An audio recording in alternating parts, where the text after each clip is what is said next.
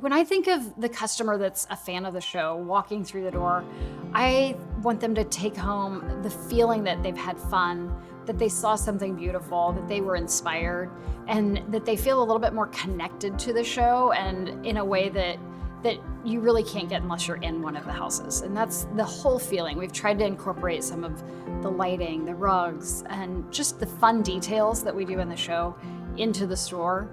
And yet I also want the person that is just wandering around Corinth and having a fun afternoon shopping to be able to walk in and feel like, wow, we've just stepped into a space where design is important, where we can be inspired, and walk away with a little bit more inspiration for their home.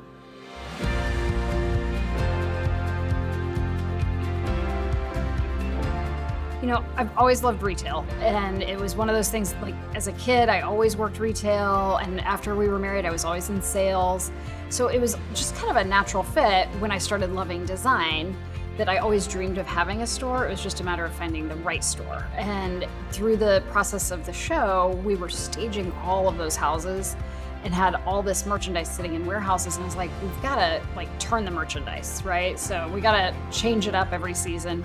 It was really fun at the old location. It was a great space. We needed office space. It was close to my home, so easy to get to. And we had a lot of flexibility to film in the space as well. So that was great for all of the show content, but it was also all of the little furniture pieces and accessories and artwork needed a place to live. And so we've had a lot of those growing pains during that time of, kind of balancing what are we really? So identifying who your customer is, what they are wanting, and really serving your community in that way is where we've evolved into with this location. It felt like it was time to grow, and this was a space I looked at back when it was the Wild Birdseed store, and then it was Dottie's, and it was vacant when we were sitting there going, are we gonna upgrade? And worked out perfect.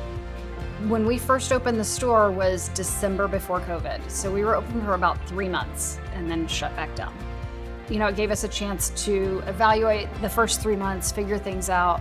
But it was definitely a scary time, and wanting to, people had just started working for me and wanted to make sure that they were taken care of and that they still had a job, and trying to manage that after only being open 3 months was really a scary time. The past year, through all of it, we've grown a ton, we've learned so many things, and I feel like we've gone through the hiccups just like the rest of the world, and now the big hiccups that we're dealing with are supply chain issues.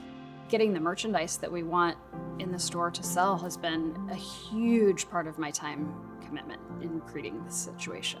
We could place an order for a massive order and maybe half of it will show up, and so it's a really challenging time to figure out what, maybe it'll all show up, but I don't actually want this much. I want this much, but I better order this much to get it, kind of situation. So always balancing that with each of the vendors is a huge challenge. I love the space. It's so fun, and I really appreciate the community feel, not just of the actual community, but the other retail establishments in here. It feels very much like everybody supports each other. Everybody wants the best for each other. And if we don't have something, we're gonna send you down the street. If you're looking for a snack, I'm gonna tell you about the ice cream sandwich that has blown my mind. And I know a lot of people might think I'm this big business because of the TV show, but really I'm just a Kansas City mom with a small retail shop, and would love to see it grow into more, but hopefully we would never lose this community feeling.